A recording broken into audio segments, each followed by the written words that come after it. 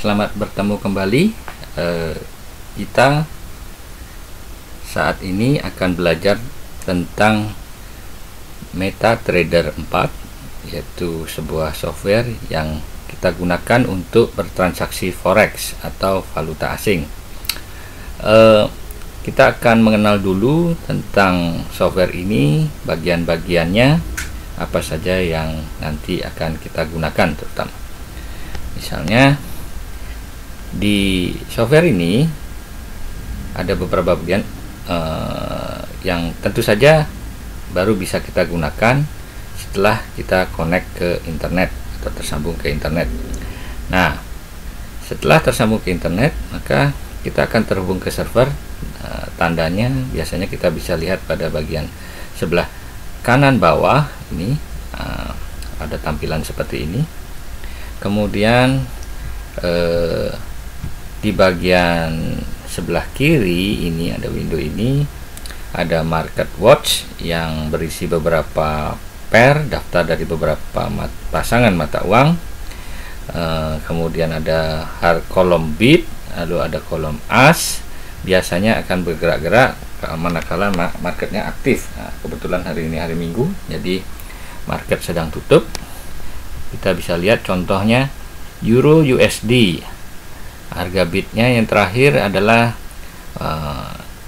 sesi hari Jumat yang lalu, berarti ya 1.35369, sedangkan harga asnya yang biasanya lebih tinggi yaitu 1.35446. Demikian juga untuk pasangan mata uang yang lain, kita bisa lihat di sini di jendela atau window market watch.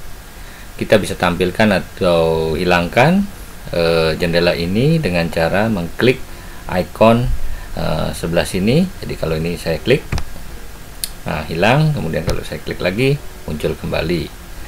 Nah, itu Anda bisa lakukan hal yang sama. Kemudian di sebelah bawah ini adalah jendela terminal yang berisi beberapa bagian, yaitu bagian trade atau tab trade ini. Kemudian ada account history, lalu ada alert, mailbox, signal, code base, expert, dan jurnal. Nah, bagian yang kita nantinya pelajari dulu yaitu bagian trade dan mungkin account history. Bagian trade ini berisi antara lain jumlah uang kita di account kita saat ini. Contohnya di sini ada balance 999.79 US dollar. Demikian juga ada equity, ada free margin. Nanti kita jelaskan lebih lanjut pada saat kita melakukan transaksi. Lalu bagian lain adalah yang kelihatan besar di sini adalah chart. Ada 4 chart di sini. Di sini ada di bagian kiri atas ada chart pergerakan harga dari Euro USD, lalu di sebelah kanannya ada USD Japanese Yen, kemudian di bagian kiri bawah ada GBP USD, lalu di sebelah kanan ini ada AUD USD. Mungkin tampilan Anda tidak persis seperti ini, tapi kira-kira begini bentuknya.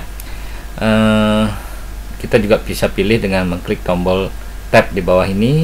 Misalnya ini ganti Euro USD, GBP USD, USD Japanese Yen, atau AUD USD, Australian Dollar terhadap US Dollar. Tampilan chart ini kita bisa ubah-ubah sesuai dengan keinginan kita. Misalnya dengan cara kita pilih window, kemudian dibuat cascade. Nah, tampilannya akan seperti begini. Jadi kalau kita mau berpindah-pindah, layarnya menjadi lebih besar untuk satu windownya, tapi bertumpuk-tumpuk. Kita tinggal pindah begini, pindah begini, pindah begini, atau pilih yang tab di bawah ini. Atau kita ingin ganti lagi tampilannya, misalnya menjadi tile vertically. Ini tampilannya akan tampak seperti ini, mirip seperti tadi. Atau mau tampil full, kita tinggal double klik saja di bagian ini atau di bagian ini. Nah, Jadi akan full satu layar seperti ini. Untuk berpindah ke mata uang lain atau pasangan mata uang lain, kita tinggal klik di sini, atau klik di sini. Itu tentang jendela chart. Lalu bagian lain adalah icon atau menu di atas ini, kemudian di bawahnya ada icon-icon. Ini ada beberapa icon, contohnya di bagian ini. Di bagian ini menunjukkan pilihan icon untuk time frame. Jadi kita akan tampilkan contohnya di sini by default yang sekarang tampil adalah H1. H1 itu artinya 1 jam, 1 hour. Berarti satu garis kecil ini, satu garis di sini kan chartnya berupa garis, itu menunjukkan pergerakan harga selama 1 jam. Jadi time frame-nya disebut dengan H1 atau 1 jam.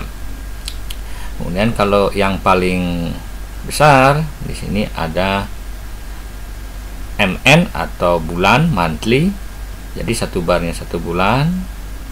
Kemudian kalau kita klik misalnya ini, nah 1 barnya ini berarti 1 bulan. 1 bulan. Ini kalau kita mau perbesar tampilannya, kita bisa klik tombol zoom in atau seperti kaca pembesar ini dengan tanda plus di dalamnya. Kita klik, klik lagi misalnya, klik lagi. Nah, ini tampak gambarnya menjadi lebih besar, di mana tampilan ini adalah satu garisnya atau 1 barnya adalah pergerakan harga selama 1 bulan. Kalau kita lihat di sini, tampilan di sini menggambarkan pergerakan harga dari tahun 2002 sampai tahun 2008. Jadi beberapa tahun. Karena bisa terjangkau sekian tahun karena satu garisnya kita set 1 bulan. Kalau kita mau geser-geser, kita bisa double klik kemudian seret ke sini sampai tahun lebih belakang lagi, atau sebaliknya kita geser ke sebelah kiri sehingga bergeser ke tahun yang lebih baru. Ini gerakannya seperti ini. Atau kalau mau lebih cepat misalnya ke bagian yang terbaru, kita bisa klik tombol chart shift ini. Klik, nah, kita bisa tombol ini. Jadi ada chart shift di sini di bagian ini. Kalau kita kembalikan, dia akan ke bagian pinggir begini. Kemudian kalau kita geser ke tengah sedikit supaya kita bisa mengamatinya lebih mudah, kita bisa klik icon chart shift ini. Kalau kita ganti time frame-nya menjadi weekly, ya kita pindah saja ke W1. Ini diklik, maka tampilannya sekarang berubah. 1 barnya adalah 1 minggu, sehingga yang ditampilkan lebih pendek periodenya. Misalnya ini selama beberapa bulan saja, dalam mulai dari Januari tahun 2013 sampai Januari 2014. Kalau kita perkecil lagi time frame-nya dengan daily atau 1 hari, 1 barnya, kita tinggal klik ini. Tentu saja jangkauan tampilannya akan lebih pendek lagi, dari November tahun 2013 sampai Januari 2013, di mana 1 barnya adalah 1 hari.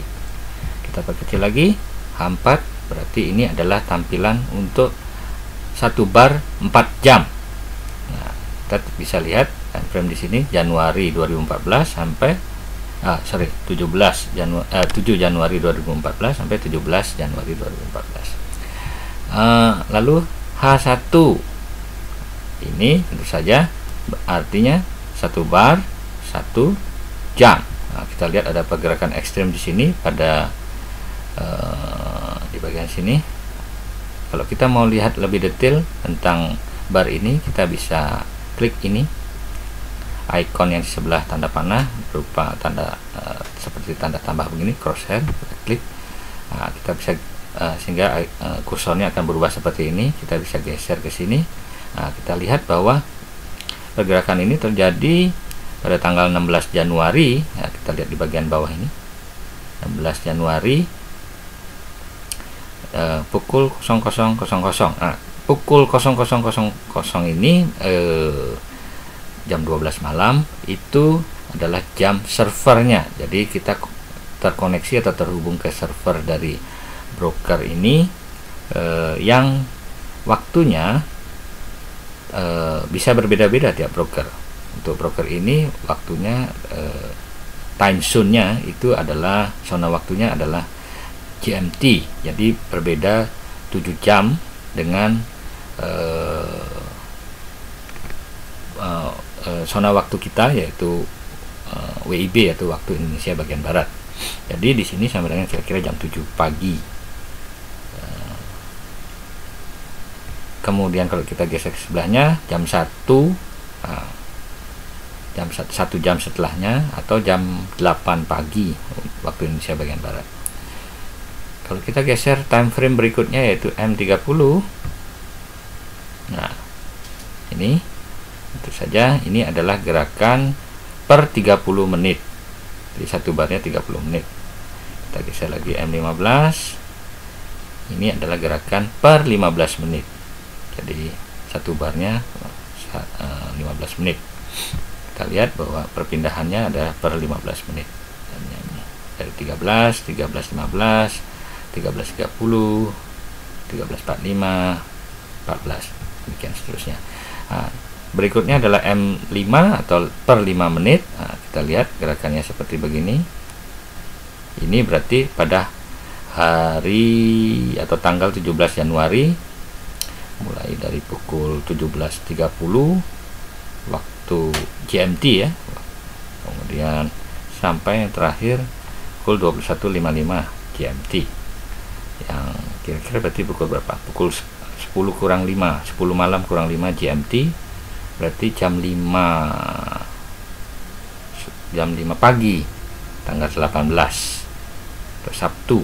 Jadi marketnya tutupnya jam 10 pagi 10 malam GMT, atau kira-kira waktu Indonesia bagian baratnya adalah jam 5 pagi. Kalau kita geser lagi ke time frame lebih kecil M1, kelihatan lebih detail. Dengan berakhirnya adalah ini adalah time frame 23 Oktober. Ini berarti belum terupdate, ini mesti diupdate dulu.